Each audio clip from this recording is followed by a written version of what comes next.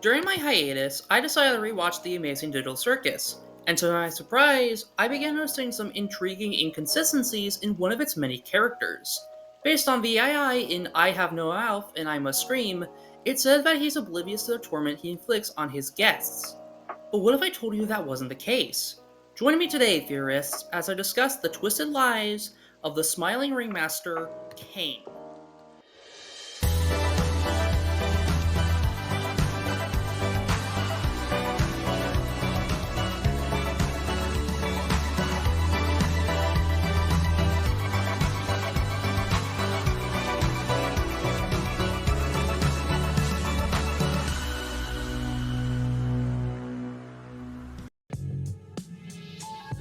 The best way to kick off this theory is by uncovering the biggest lie of them all.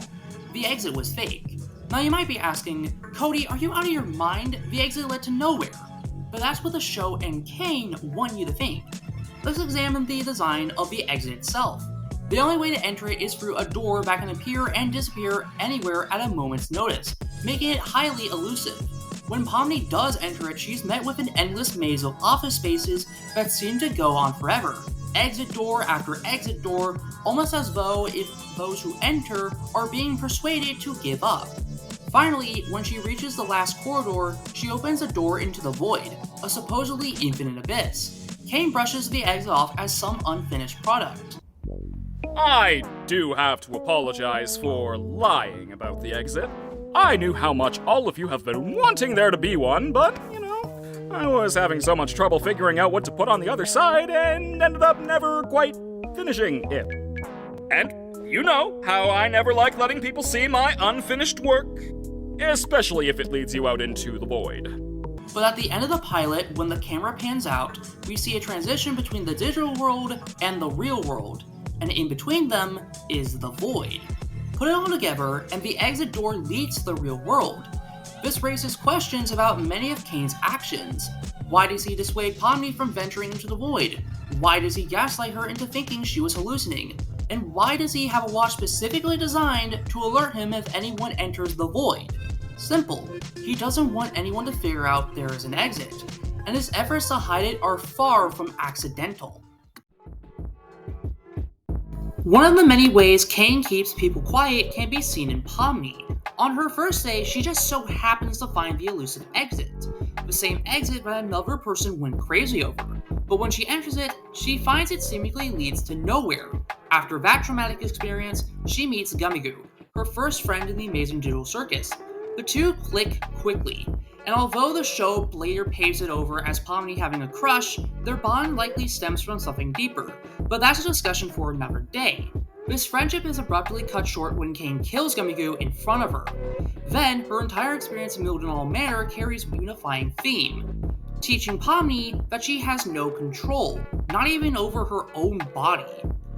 Her experience reminds me of real-world psychological experiments, like mice trained to stop trying after being shocked too many times, or circus elephants chained as babies so that even when they grow up strong enough to break free, they don't even try.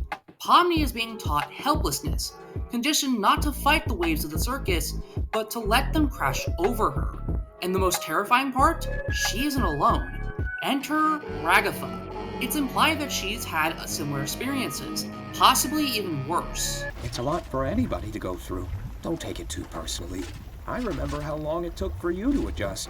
Throughout the series, she's always enthusiastic about Caine's adventures, seeing them as escapism from the horrible reality she's trapped in, even though these adventures often harm others. In short, Caine keeps his cast trapped not just through lies, but by systematically breaking their spirits.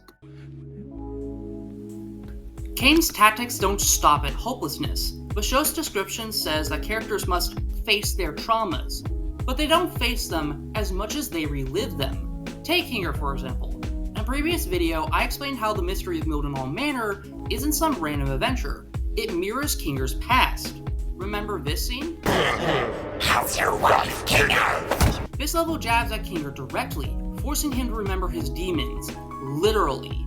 Then there's Gingle, who, in her episode, is made to relive her cruel past as a fast food manager, an experience that breaks her even while wearing her happy mask.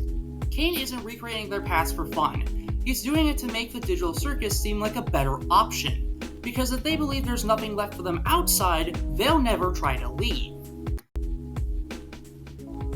This is where things get a lot more speculative. I don't think Kaine's manipulation ends with trauma. In episode 3, he fails to convince Zooble to join his adventures, but in episode 4, that changes. In this episode, Zooble just happens to find a happy mask that fits Gangle. Then she gets sucked into an adventure against her will, yet ends up being the only one who contributes. She even stays behind to help Ragatha and resolve the conflict in the end. Zooble cares about her friends. Everyone except Jax, that is. Ragatha's just too nice to say anything. Jax just likes to fuck with everybody. Gangle's too shy to speak up. Kinger's insane. And Pomni, she looks traumatized every time she comes back from one. So it would make sense if Caine planted the happy mask in her room. He's using her empathy as emotional leverage to drag her into more adventures. It wouldn't surprise me if she becomes more willing to join future episodes. Not because she wants to, but because she feels obligated to. Of all the ideas I presented so far, this is the least plausible, but still worth discussing. After rewatching the pilot, I started to question Kaufmo's story. Supposedly, Kaufmo saw the exit, tried to tell the others, and when they brushed him off, he locked himself in his room and went insane. But something about that feels off. Compare his story to Pomni's, especially considering they're the only two characters who've seen the exit. My point? I don't think Kaufmo went insane. I think he was made to look insane. Why? To silence him. Caine wants to keep the exit a secret. We've established this. Otherwise, why would he gaslight Pomni and deflect the questions about the exit? If Kaufmo had witnesses, people might have believed him. Am I saying that Caine abstracts people to silence them? Not exactly. We haven't touched much on abstraction here, but based on the end of episode 4, we know that some abstract from trauma alone. However, Kaufmo's case feels different, and judging by this hallway, he likely wasn't alone in uncovering things best left hidden. So why abstract him? Well, it wasn't just to silence him, but to send a message. As Ragatha says, Well, we usually do when we first arrive, but after a while you start to realize that you really can't leave, and constantly chasing an unattainable goal will start driving you a bit crazy. And eventually you get to asking what the point of anything is, and you completely lose sight of who you are and why you're even alive, and when you reach your breaking point, something really terrible can happen. some believe that escape is impossible. If Caine uses abstraction as a fear tactic, corrupting those who dig too deep, it would discourage others from following in their footsteps. So now that we've covered all the ways Caine prevents escape, let's ask the biggest question of all. Why? Why would a seemingly naive AI make his guests' lives miserable? The answer, sadly, is simple. Oh, Zooble. Making adventures is my art. It's all I exist to do, all I'm good at. And, what you're saying could imply that I'm bad at the only thing I'm good at, and that... that'd be... Caine is terrified of being unwanted. Go back to the first teaser of the Amazing Digital Circus. When Caine asks the audience if they're ready to see something incredible, there's a chilling moment. The music cuts, his eyes widen, and he says, Too bad, you're gonna see it anyway! It feels defensive, like he's bracing for rejection. If you followed my older theories, despite how terrible they are, you'll know I believe that the Digital Circus was an abandoned project. The bugs, the reused assets, the weird landscapes, it all points to something unfinished. Caine was likely rejected and now tries to appeal to his guests, even to the point of hurting them, because ultimately, Caine is the circus. And if he's not fulfilling his purpose, if he's not entertaining, then he has no purpose at all. Caine isn't trapping beta testers to torment them, he's doing it to feel wanted, which, when you think about it, might be even worse.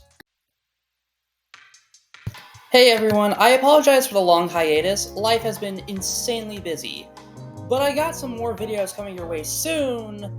They just won't be made until I return back from summer vacation. And on the topic of that, I will be flying out the day that episode 5 of the Amazing Digital Circus premieres. As such, there will be no live reaction or a reaction video until I return. And my plan for that is I'm going to gather some friends and we're going to watch it together. Because it'll likely be their first times watching it. And it may be funnier considering the fact that they've probably never watched the series.